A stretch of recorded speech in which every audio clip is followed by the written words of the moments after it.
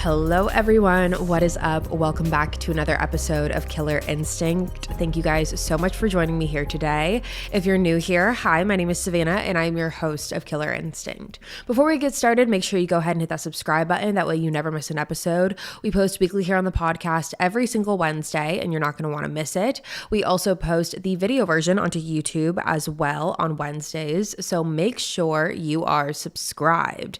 Now, you guys, happy March. We have officially entered the third month of 2024, and you know what that means. We are entering into a new true crime category. If you have not been keeping up, or if this is the first episode you are listening to, for 2024, we have been dedicating every single month to a different true crime category. So January, we did unsolved cases. February, we did killer couples and scorned lovers. And now we are in March, which is where we are doing celebrity cases. And I'm not going to lie, I was quite surprised that no one guessed this in last episode when I said to leave your guesses in the comments. However, you guys gave great suggestions that we are going to put into play for future months to come. But for the month of March, we are doing celebrity cases. So whether that be murders that were committed by a celebrity themselves or cases where celebrities were killed, that is what we are focusing on this month. And I chose this because, as we know, there are many cases out there involving celebrities that we have heard of or know a little bit about, but not everything. And that is why I wanted to dedicate a month to really diving deeper into them. And I wanted to start with this case that we are talking about today because it is one that has really drawn many differing opinions and theories over the years. There has been much speculation about what exactly happened here. So as you can tell by the title of this episode, we are talking about the mysterious death of Natalie Wood. Now, if you do not know who Natalie Wood is, Natalie Wood was an American actress who began her career in film as a young child and then grew her success all the way up until her mysterious death in 1981. So I'm really curious to see what you guys have to say about this case, and also please leave your suggestions and recommendations down below of different cases that you would like to hear for the month of March. And with that being said, let's jump right on into it today. Natalie Wood was born on July 20th, 1938 to her parents, Maria and Nicholas, in San Francisco, California. Now, Maria, Natalie's mother, was originally living in Russia with her first husband, a man named Alexander, and the two of them moved to the United States in 1930 with their first daughter and Natalie's older half-sister, Olga.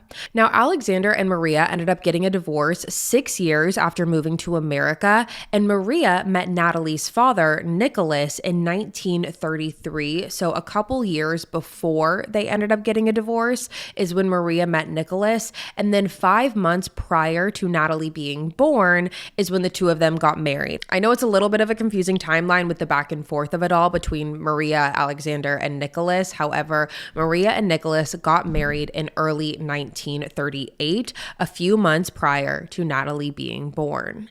Now, in 1942, Maria, Nicholas, Olga, and Natalie moved to Santa Rosa, California, where Natalie was actually scouted by a crew member during a film photo shoot.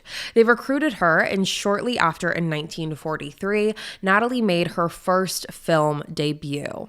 Natalie's first film was called Happy Land, and filming took place just a few weeks before Natalie's 5th birthday. She was featured very briefly in a scene, but in that brief part, she ended up catching the eye of a director named Irving Pichel.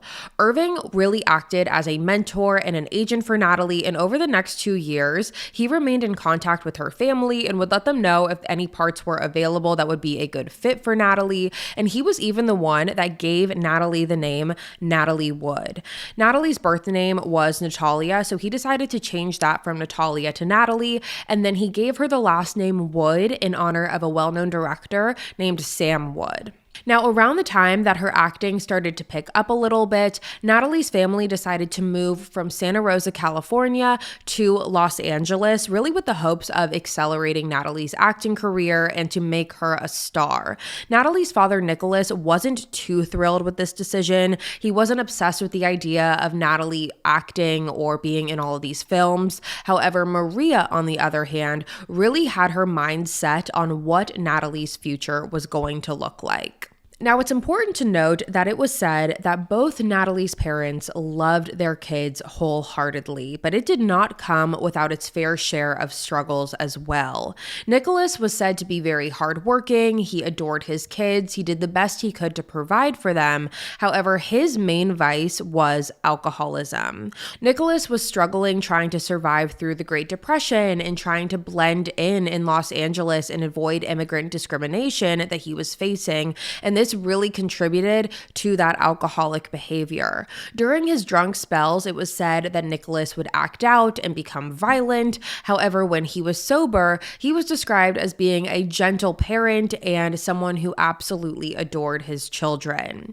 Now, Maria, on the other hand, while she wasn't known for being an alcoholic, she was known for being a pathological liar, and that term is coming directly from her youngest daughter, Lana. She said that Maria was someone where you never really knew if what was going to come out of her mouth was going to be the truth or if it was going to be a lie. However, what you could almost always count on was the fact that whatever Maria was going to say, it was going to be dramatic. She was the type where she was going to fluff up any story to make it sound as dramatic as possible.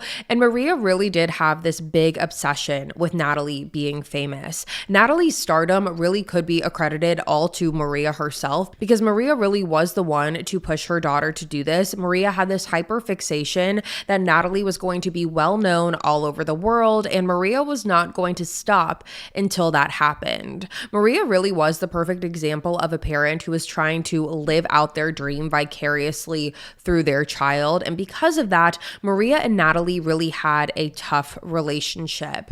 Maria really was the reason that the film crew scouted out Natalie to begin with. That was not an accident. Maria had heard that there was a film crew in town, and she took her daughters to the set and had Natalie go and talk to people and just be seen by others, and that's ultimately how she was casted to begin with. Now, with all of this being said, it is important to note as well that Natalie loved acting. This wasn't something where she didn't enjoy it or she didn't have a passion for it.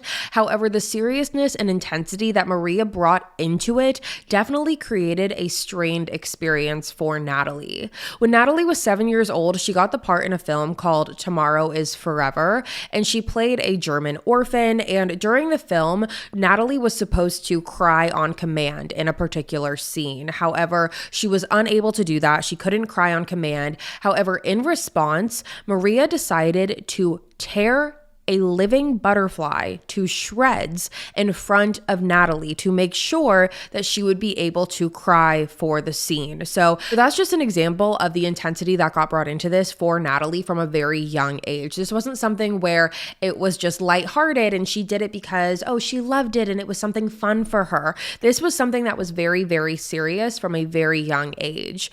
Now, after Tomorrow is Forever, Natalie went on to act in The Bride Who Wore Boots and then another film called The Ghost and Mrs. Meyer.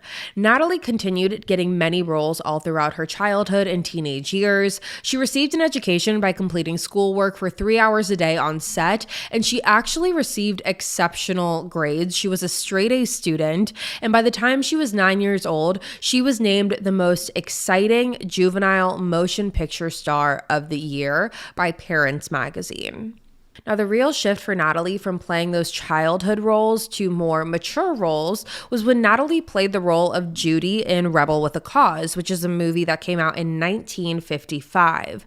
Natalie filmed with James Dean in that film, and this performance is what led her to receive her first Oscar nomination. But this was also the first known time that Natalie was exposed to the dark side of the industry. She auditioned for the film when she was 16 years old, and it was said that the 42-year-old director of that film had groomed her and that the two of them ended up having some sort of affair. And at first, this director was known to kind of be bribing Natalie for the part through having this affair. He would bribe her by saying that if she would do certain things, that she would get the part, and was said to have groomed her for quite some time before ultimately Natalie did receive the part of Judy.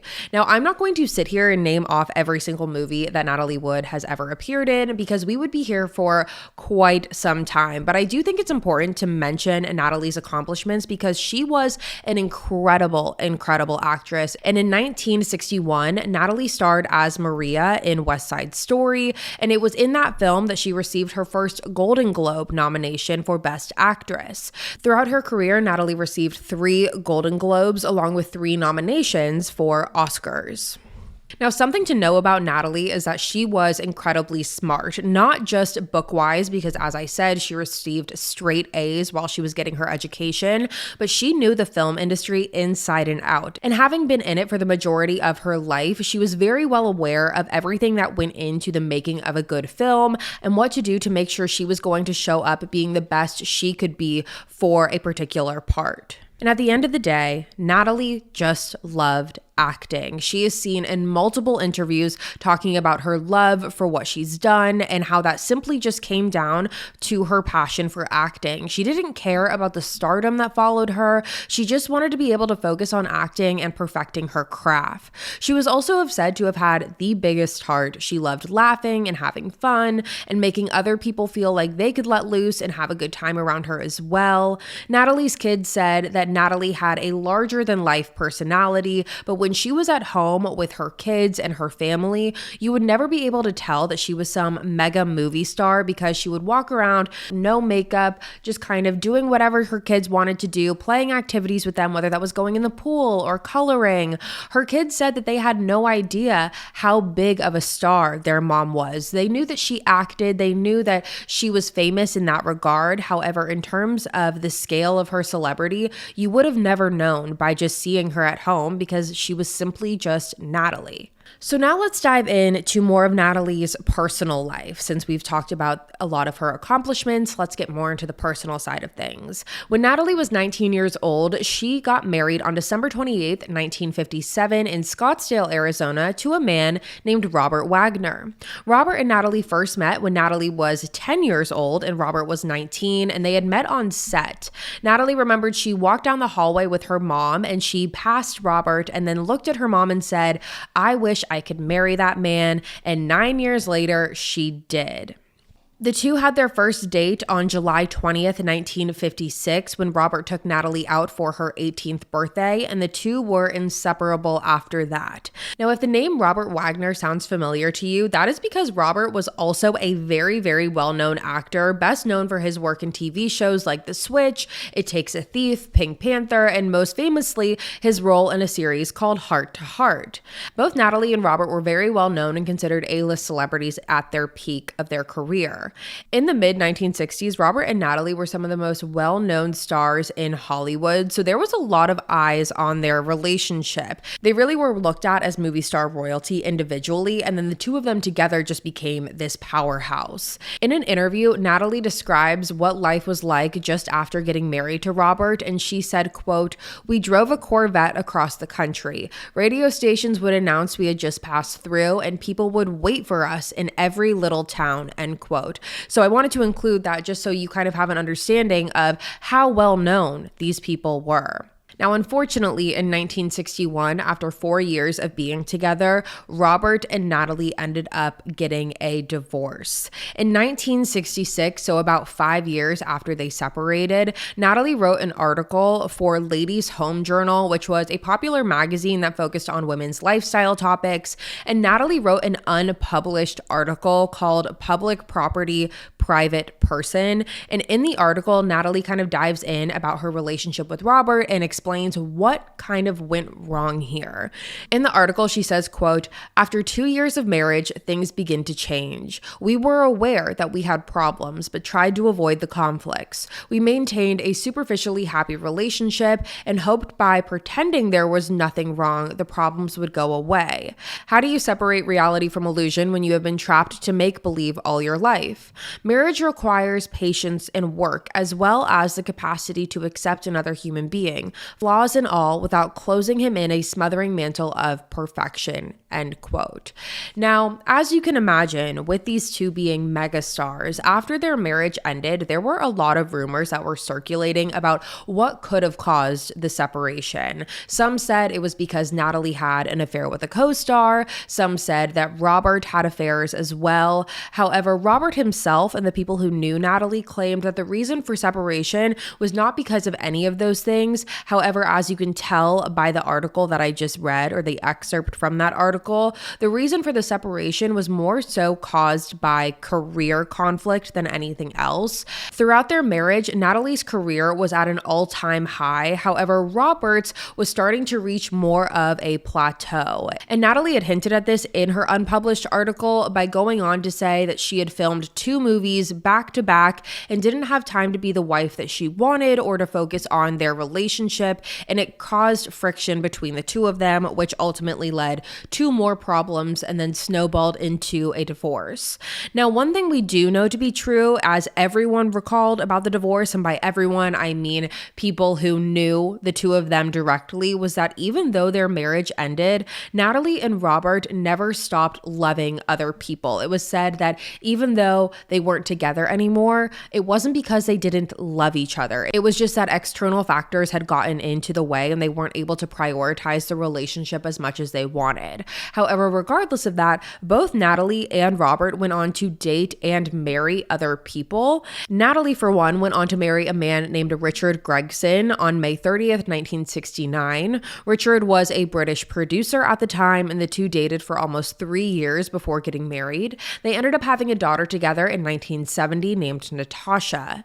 Natalie absolutely loved being a mother more than anything. She was completely enthralled with her new role in life, so much so that it ended up causing problems in her marriage with Richard because Richard started to get jealous. He felt like he wasn't getting enough attention for Natalie, so because of that, he ended up having an affair with Natalie's secretary, which ultimately led to Richard and Natalie getting divorced in 1971. Now, similarly, Robert also went on to remarry, and the two of them had a daughter before splitting up. And then at the end of 1972, Natalie and Robert ended up rekindling their relationship and got remarried on July 16th on a boat anchored off of Paradise Cove in Malibu. And the two of them then went on to have a daughter together named Courtney on March 9th, 1974. So with all of this backstory, I now want to move on and focus on November 29th, 1981, which was the day that Natalie Wood died. At the time of her death, Natalie was 43 years old and filming a movie called Brainstorm. She had been shooting in North Carolina, however, had wrapped at that location, so everyone traveled back to Los Angeles. Now, during the time that she was shooting, Robert was also shooting his Heart to Heart series in Hawaii, so everyone was happy to have the family back together in Los Angeles for the Thanksgiving holiday. Now, the day after Thanksgiving, Natalie and Robert had some company over. They invited their friends over, and according to some of these friends, the friends said that there was tension between Natalie and Robert. According to Natalie's friends, they claimed that Natalie was very anxious and that there was noticeable tension between the two of them. One friend claimed that they actually stayed at Natalie and Robert's house later than usual that night because they wanted to make sure that Natalie was going to be okay. Some friends claimed that Natalie really felt like she was at a crossroads during this time, trying to navigate the work-life balance and feeling similarly to how she did when she initially married Robert. Now, in the days leading up to the 29th of November, Natalie and Robert had been planning a boat trip to Catalina Island. Catalina is a small island located about 22 miles away from Los Angeles, and Natalie and Robert had invited some of their friends to join them on this excursion. It was going to be an adults-only little getaway. Now, sadly, none of their friends were really able to make this trip with them, and part of that was because of the weather that was going on that weekend. The weather forecast said to expect rain during the next couple days while they were gone, and so they just thought that there was really no reason to go out on the boat. It wasn't great boating weather. Now, Natalie and Robert had a 58-foot motor yacht that they called Splendor. A motor yacht is a type of boat that is powered by an engine rather than being powered by sails. Robert and Natalie bought the boat together, and they spent a whole lot of time on this boat. They would bring their kids on it. They would spend time on the boat on weekends. Whenever they would have off time, they would travel to Catalina together, and it was really a great way to be able to escape as a family. Now, as I mentioned earlier, Robert and Natalie invited several of their friends on this little boat excursion to Catalina. However, none of them were going to be able to make it, except there was one other person who was going to be joining them on this boat tour, and that was Christopher Walkin. And if that name sounds familiar to you, it is because Christopher Walkin is a well-known actor who is most known for his appearances in Pulp Fiction and Catch Me If You Can. Christopher and Natalie were actually co-stars in Brainstorm during this time, and they were working on the film together, so they had spent quite a bit of time together. And like I said, Christopher was the only one who accepted this invitation to go on the boat with Natalie and Robert. So it was going to be Robert, Natalie, Christopher, and then the captain of the boat, Dennis Davern. Now, something to know about Natalie before we get into anything else, I think it's important to talk about this, is that Natalie had a very, very big fear of the water, specifically open ocean and dark water. This fear stemmed from an accident that Natalie was a part of when she was younger, filming a movie called The Green Promise in 1949. During the accident, while Natalie was shooting a scene where she was supposed to run across the bridge, and long story short, the bridge ended up collapsing as Natalie was running across from it, and she ended up hurting her wrist and falling into the water. And not only did Natalie hurt her wrist during this scene, but she also fell into the water, and she was forced to hold on to the remainder of the bridge to help keep herself up. So that's really where the root of this fear really begun. And along with that, it has been reported that Natalie's mother, Maria, had actually visited a psychic when Natalie was very, very young. And according to Maria, this psychic had told her that her second daughter, which was Maria, was going to be a global sensation. However, also mentioned to be very wary of dark water. So again, this only contributed to Natalie's fear. And I think it's important to emphasize that the fear of water was, again, very specific. Natalie had no problem going into the pool with her children, playing, during the day or whatever it was, but dark water and the open ocean really, really terrified her. So this boating excursion actually started on the 27th of November, and that is when Christopher Walkin, Robert, Natalie, and Dennis boarded the ship and sailed out to Catalina. Now, they originally anchored in Avalon, which is the main city on Catalina Island, and when they anchored, the weather was looking pretty rough, so Natalie decided that she was not going to stay on the boat that night, so she actually ended up going on to the island and getting a hotel for herself, while Robert, Christopher, and Dennis remained back on the Splendor and spent the night. Now, on the next morning, the 28th, Natalie returned back to the Splendor, and they all sailed from Avalon, where they had originally anchored, to a different area called Isthmus Cove, which was actually where Robert and Natalie had originally spent their honeymoon. So they wanted to go there and kind of relive that, and they wanted to show Christopher what it looked like. So they anchored over there, and while he was doing that, Natalie and Christopher decided that they were going to go on the island, get something to eat, and that Robert would catch up with them. Now, after Robert woke up, he ended up taking a shore boat onto Catalina and met Natalie and Chris at a bar that they were at before they all ended up going to dinner together at a restaurant called Dug Harbor Reef. Now, Dennis also joined them for dinner that night, and while they were there, they seemed to be having a very, very nice time. Everyone who was working at the restaurant said that they all seemed to be enjoying themselves. They were all drinking, liquor was flowing, they had a lot of champagne and a lot of laughs. It seemed to be a very, very nice dinner. Now, regardless of how happy everyone was during this dinner, the manager of the restaurant did express concern that the four of them were going to be too intoxicated to get back to their boat safely. So the manager had asked a patrol worker to make sure they got back to their boat, the Splendor, very safely, which they ended up doing. So now the four of them went from the restaurant back to the boat. Once they got back to the boat, this is when Robert decided to open another bottle of wine, and according to him, he began talking to Chris. And during this conversation between Robert and Chris, it's speculated that Natalie was down in the bedroom, which was obviously in and underneath the ship, and Robert and Chris were speaking in the main living area. Now, during this conversation, Robert claims that Christopher began talking about how talented Natalie was and how amazing Natalie was, and also emphasized his belief that it was important that Natalie kept working. And according to Robert, he said that this triggered something in him. Hearing this from Christopher really struck him the wrong way, and this is when the conversation went sideways, because after Christopher said this, that is when Robert said that he looked at Christopher and told him that it was important that he stayed out of Natalie's life right before he smashed the bottle of wine on the table. So now things have obviously escalated at this point. There's a lot of tension between Robert and Chris, as you can imagine, and Robert did not like that someone was telling him what was best for his wife. And along with all of that, I think it's also important to note everyone was heavily intoxicated. Now, after that comment made by Robert, Christopher got up and went out onto the deck of the boat. And again, this is all happening while Natalie is downstairs in the bedroom getting ready to go to sleep. So Christopher gets up, he walks out to the deck of the boat, and this is when Robert says he followed after Chris, and the two began to badger. They began to just kind of go back and forth. Robert was saying that Christopher needed to leave Natalie alone, that she was his family, X, Y, and Z.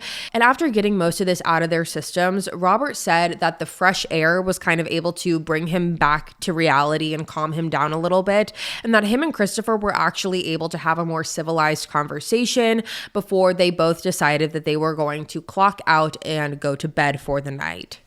Now, after Christopher went to bed, Robert also walked inside from being out on the deck and walked towards the main bedroom. And in doing that, he ended up passing Dennis, who was in the living room sweeping up the broken glass from the wine bottle that Robert had smashed. So Robert walks past Dennis and then goes into the main bedroom. And this is when Robert claims that he noticed Natalie was gone. She wasn't in the bedroom. She wasn't in the bathroom. She wasn't out on the deck of the boat either. However, the dinghy boat was gone. And if you're unfamiliar, a dinghy boat is a small inflatable rubber boat that's oftentimes tied to the side of a larger ship. That way the occupants that are on the ship, if they're anchored out, can get into the smaller boat and take that onto the island. It's easier and more accessible and the only way to do that. So when Robert was out there looking for Natalie, he noticed that the dinghy boat was gone. So initially after this, Robert walks back from being out on the deck and asks Dennis if he had seen Natalie or if Christopher had seen Natalie. However, neither of them had. And along with that, no one had heard the dinghy engine being fired up either. And that was unsettling for everyone because if Natalie had turned on that engine, all of them would have been able to hear it. However, no one heard a single thing. Now at that point, Robert decided that he was going to call a shore boat to take him into shore. However, when he got onto the island, he didn't see their dinghy boat or Natalie anywhere. He thought it was possible that maybe she went back to the restaurant, maybe she forgot something, but the restaurant hadn't seen her either. Now at that point, the shore patrol and the Coast Guard were called to begin their search for Natalie. They searched for her all throughout the night before ultimately discovering her body at 8 a.m. on November 29th, 1 mile away from the boat. Natalie had bruising on her body and her arms, as well as an abrasion on her left cheek. However, initially it was said that there were no signs of foul play. Now, it wasn't clear to anyone how exactly Natalie's injuries got there. After an autopsy was performed, it was determined that Natalie's cause of death was drowning and hypothermia, and that the manner of death was accidental.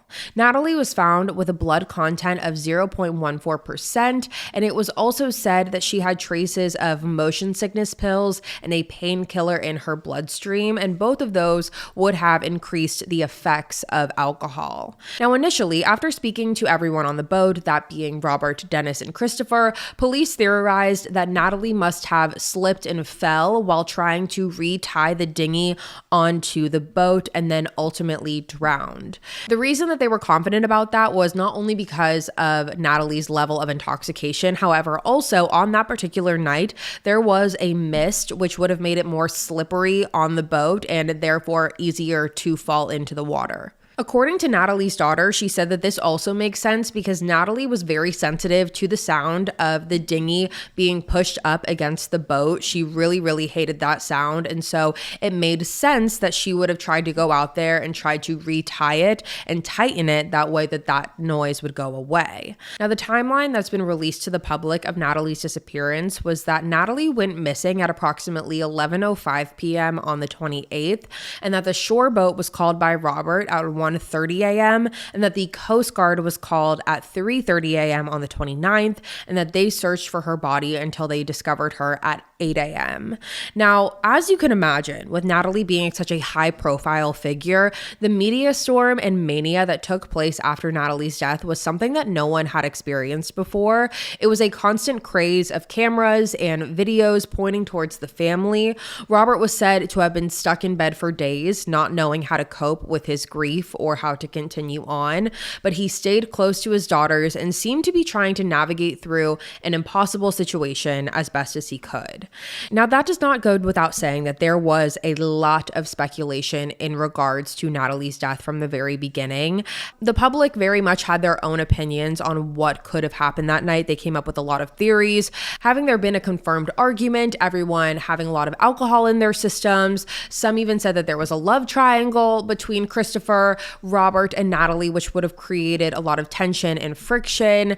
There were a lot of theories going around and a lot of suspicion on whether Natalie's death was actually an accident. Now, as I mentioned earlier, the medical examiner did declare this case to be an accidental drowning. However, in 2011, the case reopened after Dennis Davern, the captain of that ship, claimed that he lied in his initial statements to police after Natalie's death. Dennis actually ended up co-authoring a book where he told a very, very different story in regards to what happened that night. Now, initially in his interviews with police, he told them that Natalie must have fallen off the boat while she was trying to get onto the dinghy and ultimately drowned, which lined up with what the coroner was saying. However, after the book was released, and the book was called Goodbye Natalie, Goodbye Splendor, after that book was released, Dennis claimed that on the night of Natalie's death, there was a lot of tension on this boat. He claimed that Natalie and Robert got into an argument after Robert accused Natalie of flirting with Christopher, which made him become very angry. Dennis went on to tell police that he believes that Robert pushed Natalie into the water on the night of her death intentionally. He told police that Robert should be looked at as someone who was responsible for the death of Natalie. So because of this, authorities believed that they had enough information and enough evidence to reopen Natalie's case. Now, when they did this, when police reopened the case, they noticed several things. The first being Dennis's revised statement, which is what I just told you. The second being that there were several revisions to the autopsy findings. On January 14th, 2013, the Los Angeles coroner offered an additional 10-page document to Natalie's original autopsy report. In these new findings, it was said that Natalie could have sustained some of the bruises on her body before she went into the water. However, another source said that the bruising could have been because she was overly susceptible to bruising due to the medication she was on. There was also suggestions of bruising being similar to someone who had been thrown out of a boat. So as you can see, there were many questions when it came to some of this bruising, or all of the bruising for that matter. Along with that, there were also several witness statements on the night of Natalie's death. Two witnesses on a different boat claimed that they heard a woman screaming that night, and this boat that they were on, the boat that the witnesses were on, was in the area of Natalie Wood's boat that night. And according to them, they claimed that they heard a woman screaming out for help on the night that Natalie died. Now, in 2012, Natalie's cause of death was changed from an accidental drowning to drowning and other undetermined factors. And then in 2018, Robert Wagner ended up being named a person of interest by police in this investigation. They said that they believed that it was possible that Robert assaulted Natalie before she drowned and ultimately threw her into the water. Now, when it comes to Natalie's family, they have very conflicting opinions about all of this. Natalie's daughters, which includes Robert Wagner's daughters, believe that reopening the case is really just feeding into this media storm and wanting to make Natalie's death something that it's not. And a lot of her friends feel this way too. They feel like by doing this, they're really just painting this narrative that Robert was this person that he wasn't, and that their relationship was something that it wasn't. Now, Natalie's younger sister, Lana, on the other hand, she has been very public about her opinion that she thinks something far more sinister happened to her sister than just an accidental drowning. She made many public interviews, including a Dr. Phil interview, where she went on to say that she thinks that Robert was responsible for her sister's death. She believes that the police skipped over Natalie's death far too quickly and ignored many red flags. She claimed that she had a hard time believing Natalie, who had such an immense fear of open water, would put herself in a position where she would drown or get herself close enough to the water where she could be potentially compromised. And that was something that the media and the public really had a hard time wrapping their heads around as well. The fact that Natalie had this well-known fear of open water, and then she ends up putting herself in a position where she could potentially drown. However, the other side of this argument, you have other people saying, well, she was very intoxicated. Her perception of reality was probably not all the way there. She could have just gone out and wanted to tie up the boat and then ultimately slipped and fell. Now, it was a 58-foot boat. However, many people do have questions in regards to if Natalie did fall into the water and if she was drowning and if she was struggling. Many people have a hard time believing that neither Christopher or Robert wouldn't hear that. They believe that if Natalie really did fall into that water on accident, she would have probably struggled to try and save herself. She would have been flailing in the water. She would have maybe been screaming out. And for Christopher and Robert not to hear that does seem unlikely. So there are a lot of speculations, as you can see, when it comes to Natalie's death, a lot of questions that have been raised. And I'm very interested to hear what you guys have to say about this. But with that being said, you guys, that is going to be all for me today. Thank you guys so much for tuning in to another episode of Killer Instinct. Again, if you're new here, hi, my name is Savannah and I'm your host of Killer Instinct. Make sure you go ahead and hit that subscribe button. That way you never miss an episode. We post weekly here on the podcast every single Wednesday. You're not going to want to miss it. I'll be back next week with a brand new one for you guys. And until then, stay safe. Bye, guys.